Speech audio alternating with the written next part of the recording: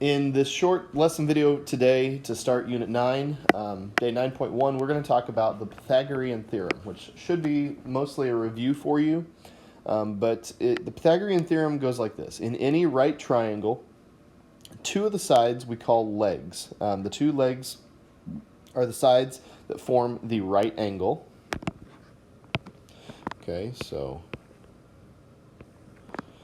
these two sides are legs. And then the third side that is across from the right angle, it's not a leg, is called the hypotenuse. Okay, so in any right triangle where we have legs called A and B, we usually label A and B as the legs, and C is the hypotenuse, we get the Pythagorean Theorem equation, which states A squared plus B squared equals C squared. Okay, the sum of the squares of the lengths of the legs is equal to the square of the length of the hypotenuse. Okay, there is another couple things we want to look at when it comes to this, though, and that is if A squared plus B squared does not equal C squared, then it's not a right triangle. And in the first few examples, we're going to look at determining whether a triangle is a right triangle based on that relationship. And so I want you to understand this. If A squared plus B squared is greater than C squared, not equal, but greater than, we know that is an acute triangle instead of a right triangle. Okay? Or if A squared plus B squared is less than C squared, then we know that is an obtuse triangle. Okay, so we're going to look at those relationships and figure out whether or not A squared plus B squared equals C squared. If it doesn't, then it's not a right triangle. We're going to look at the relationship according to these two inequalities to determine whether it's acute or obtuse.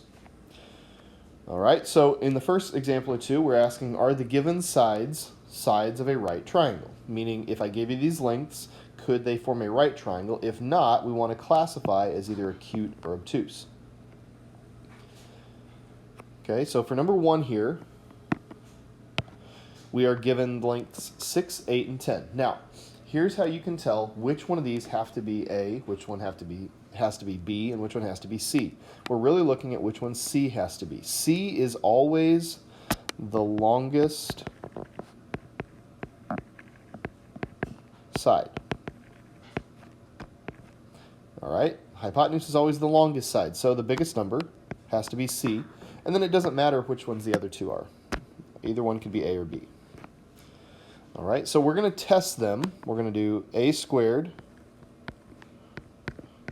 plus B squared, and then we're going to do C squared. And we're not going to write equals yet because I want to see what that inequality or equals actually is. So we're going to test that with the numbers. So if I do 6 for A, that's 6 squared. If I do 8 for B, that's 8 squared. And 10 for C would be 10 squared. 6 squared, 6 times 6 is 36. 8 squared is 64. And 10 squared is 100.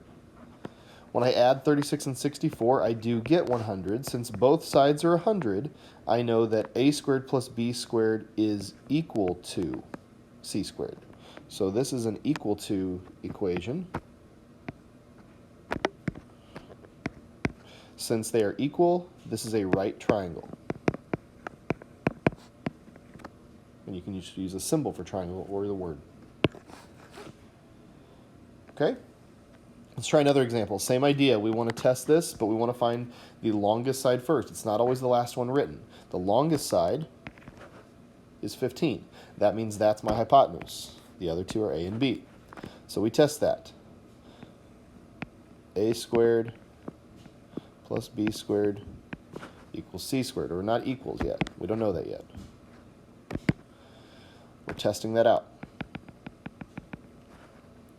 So first we do 10 for A, 7 for B, and 15 for C. Okay, 10 squared is 100.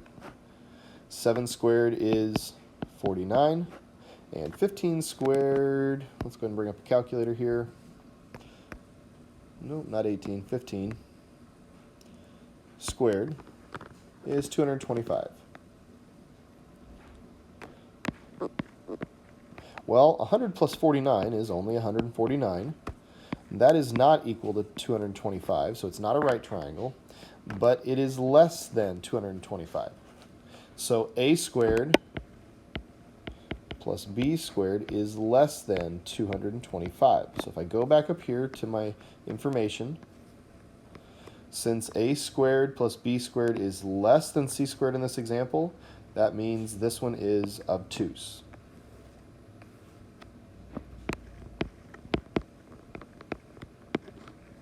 And so you'll just need to check back to that information with your notes as you do these to remember which one it is until you memorize it.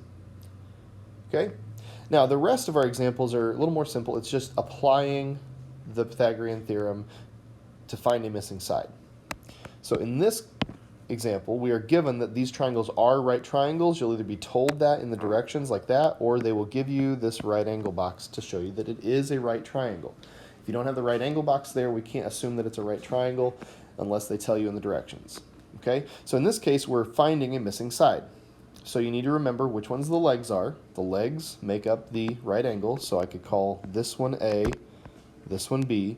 That means this x that I'm looking for is my hypotenuse, C. So it's important you plug in correctly here. So if I'm using my Pythagorean theorem, a squared plus b squared equals c squared. I do want to use an equal sign this time because I know that they're right triangles. For A, I'm going to write a 9. For B, I'm going to write 12. And I'm looking for x. So I replace that c with my x.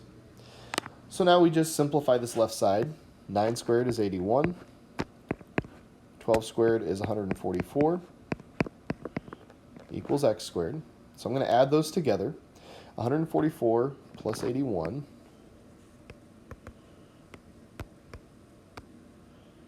is 225.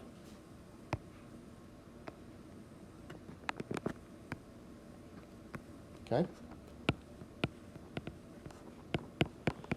Now, to solve for x, that's not our final answer. This is x squared. That means x times x. To undo that, we take the square root of both sides. To undo x squared, we do the square root. So x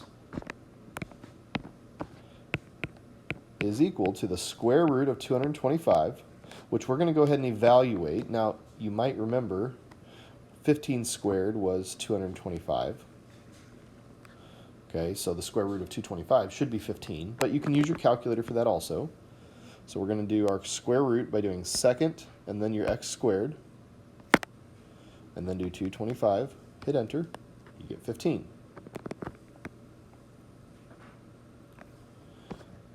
So the length of that third side, the hypotenuse, is 15. Okay, finally we've got another example here. This time you're looking for m. M is one of the legs. I'll call it B. You could call it A or B. The other leg is 8, and the hypotenuse is 16. So when I use my Pythagorean theorem, when I plug in for A, I use 8, but for B, I'm going to use that variable. And for C, I'm going to use 16. Okay, so this time we're still going to do our exponents first. We're going to do 8 squared, which is 64. I'm going to leave this as m squared because I don't know what that is yet. And then I'm going to do 16 squared, and I don't have all these memorized. The 16 squared is 256.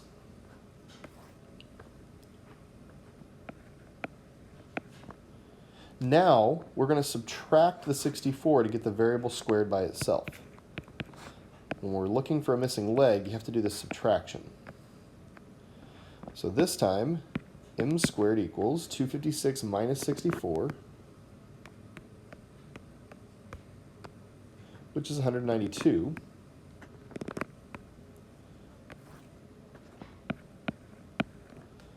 And then to solve for m, when you have m squared, we take the square root of both sides.